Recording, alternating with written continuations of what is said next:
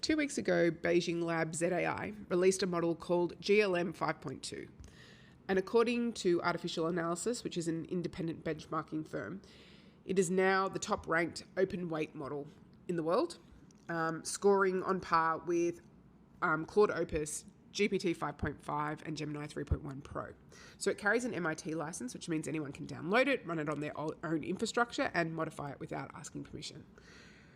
And it changes something fundamentally, and I'm just trying to figure out what. Because for the past 3 years, the Australian government and hospitals and councils and universities and businesses have all been onboarding AI from a very small number of American companies. And the models are closed. You can't inspect them or audit what they've learned or how they behave under pressure or how the vendors' commercial interests shape their outputs. So you subscribe and you send through your data through an API and fingers crossed you trust it.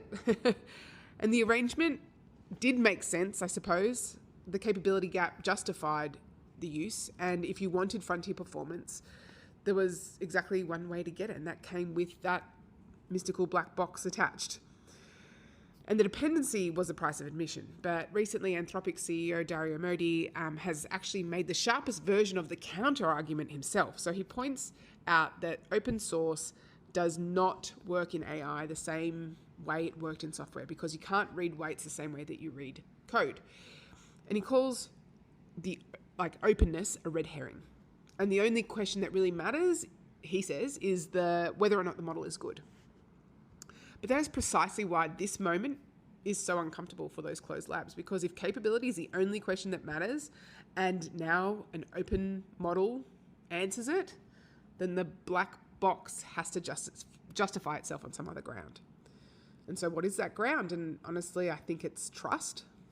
And trust that the vendor's safety claims are real, trust that your data is handled in a way that the terms of service say, trust that access will not be repriced or restricted or switched off when commercial or political conditions change.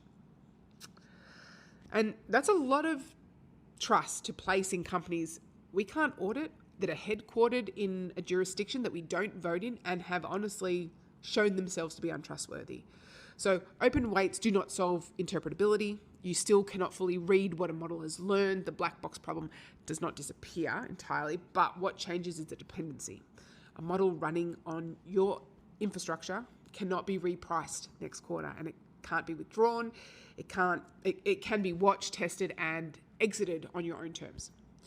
So Australian procurement teams are making decisions right now that will lock in vendor relationships for the next 5 to 10 years. And those decisions were shaped by a capability picture that no longer holds.